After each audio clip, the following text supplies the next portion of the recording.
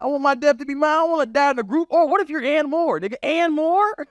They're not going to list 350 people. They're going to list the first 50, and then the rest of them going to be Ann Moore. Why you taking money from them, man? I had to look at that flight, man, because that shit scared me. And I started looking into it more. And there was one man who survived that fucking flight. And that was inspiring. Because no matter what you feel like or how good of a person you are, we all want to be that one nigga that survived. So I started looking into his life, you know what I'm saying? He was sitting in 11A. That's an exit row. So you know they asked him that question. Are you going to help out everybody in case of an emergency? And that question got really real for that motherfucker up in the sky. We see his answer. It's like, move, bitch, I got to time this right. That's what he did. And you know he had to say yes to the question because you can't take off without it. And that had me thinking about me. I had to think about me because I've said yes hundreds of times. I've been sitting in the exit row and they asked me that question and I stood up. You don't even need to do that. Will you help out everybody in case of an emergency? It's me. Yes. The fuck out. I'll help him, her, the baby. You know what I mean? And I be high as hell, too high. One time I took 4 edibles for a 2-hour flight. If you do weed math, that's too many edibles. You know what I mean? I just hope that I mean it, you know, because I've never been on a plane going down facing death. I just hope I'm the same person that said yes on the ground, you know? I hope I'm the same person that can look past all the pettiness of an airplane flight and become The Rock. You know what I mean? I hope I could be like, lady who rolled her eyes every time I had to go to the bathroom, but you chose an aisle C and then you dropped all your peanuts on my lap. I don't even know how the fuck that happens. Grab my hand, bitch. You know what I mean? So I hope I'm that guy. I hope I'm not like, fuck you and fuck that baby. He just got it. You know what I mean?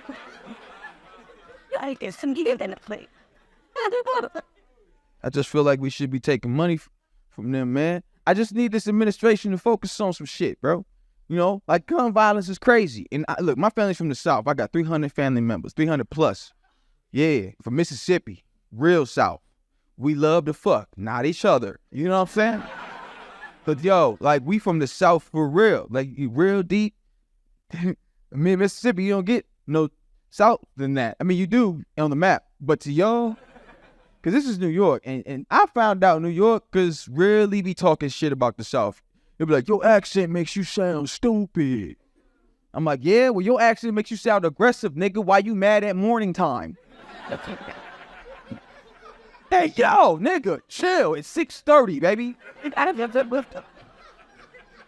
Y'all niggas racist too. Y'all just racist different because you live next to the nigga you hate. I just think this administration is not going to do shit about the gun violence because they've proven it before. You remember the first time they were in office, the first mixtape? The school shootings were on a rise. It was like happening every other week, and they had to address it. And this is how they addressed it verbatim. They were like, give the teachers guns. I'm sorry, what? That's your, I'm sorry. First of all, I've never had a teacher in my life I thought could save me. You know what I'm saying? Like none that could handle a gun. I loved my teacher, Mr. Anderson. He was my math teacher. I love that nigga. He had the tiniest wrist. If a shooter busted in his room, he'll... Now I gotta see my math hero get shot like that? Give the teachers guns? What's the plan? Give the teachers guns. Let them shoot it out. Whoever wins gets to school. Like, what the fuck are we doing? That's like a premise to the Karate Kid. What are you doing? I think we gotta go to the source. We gotta go to the source of these troubles, which is the angry white boy of America. They're the fucking problem, because statistically, these the niggas doing it. And then we gotta figure it out. And I wanna help because I grew up as an angry black kid in America, which is historically harder to beat. And I hated school, probably more than any school shooter. I went to school with racist kids. I had to fight just to exist because they thought I was different. I wanted to hurt one of them kids so bad, but I didn't shoot not one kid in high school. You know why? Because I didn't have any privacy in my household. It's absolutely impossible to become a shooter when your mama too fucking nosy. You know how hard it is to write a manifesto when your mama don't knock? You know how my mama walked in my room? What the fuck you doing in here? That's what is this, a poem or manifesto? Similar in structure and tone. That's a literary joke. If my mama saw my murder list, she would have criticized it. Oh, you can finish a murder list, but you can't finish a grocery list?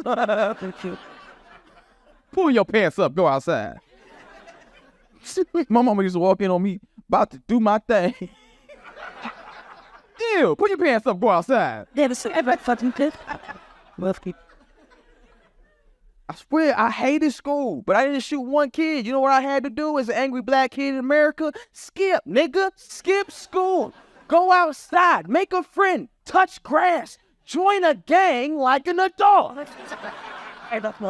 That's what you do when you angry and you young. You go out and fuck the world with a bunch of angry young motherfuckers. You don't go shoot the kids trying to read. That's weird, Ethan. That's murderous and weird, bruh. Only white kids go where they want. Well, you know, you ever seen that white kid? What's wrong with Daniel? You'll see tomorrow. What the fuck are we talking about? I want to help because the administration is not going to help you. You know what I'm saying? So I want to give some tips to the white community. And I know white people in here, y'all not killers, y'all not murderers, but talk to the other white people. I don't know if y'all haven't read it, but talk to them. They need to follow what the black culture's been doing forever. Stop giving your kids privacy. White people, y'all hear privacy, y'all like, no, they need to be free. No, they don't. They don't know what to do with that freedom, bruh. You need to fucking take bedroom doors off of white boys' rooms for the rest of this generation, cuz. You know what you can do behind a bedroom door? Plan. We don't need you doing it. No angry white boy needs to plan shit for the rest of this generation, cuz. Take them bedroom doors out, baby. And while we at it, no more festering time, because that's where the dark thoughts come in. Y'all be letting these little white boys on the computer, they be jacking off in this. And festering. I don't know how they do it all at once, but they be festering. You gotta cut that festering shit out, you know what I'm saying? That's why take that bedroom door, and every 30 minutes you gotta run up in that angry white boy room and move around a little bit, you know what I'm saying? Get the blood flowing, to get them endorphins. You can't be depressed when a nigga scares you to death. And if you don't have anybody to scare your white child, I have a cousin been scaring white people for free all his life. For a shot of whiskey and a cigarette, he will scare your white child. Won't even touch him. He just, where you at? You'll walk in the room, he's just doing jumping jacks. I just want to help, man. I just want to help. I gotta end this now. I gotta end this shit now. He said, no, you. I do, nigga. No, you don't. See, I smoked so much weed, I thought he was me talking to me, nigga. I thought I was me over there, like, nigga, no, you don't. Go forever. Go forever, playboy. That's what they asked him for. We got them done. We quit.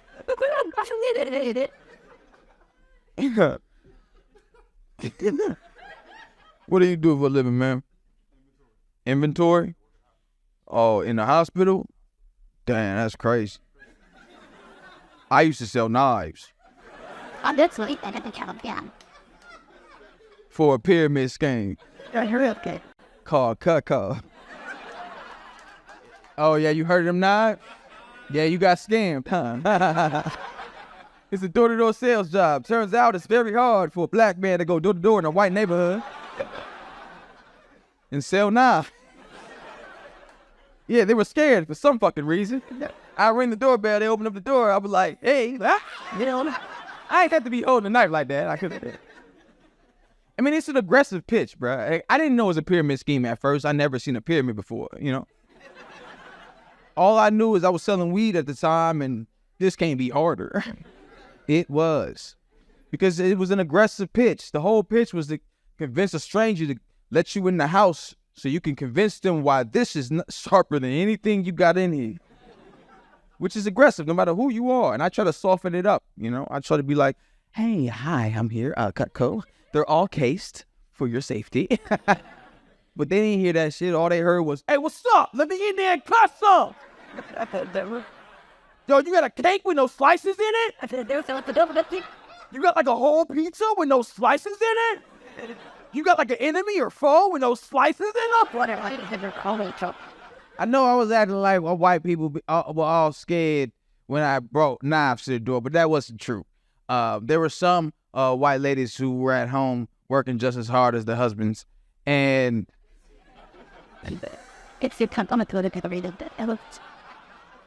they would open the door and they would understand my struggle. You know what I mean? They would understand how hard door-to-door sales was, and they would be like, Cutco, come on in. Tell me all about it. Give me the whole pitch. I just made cookies. And that would be so relieving.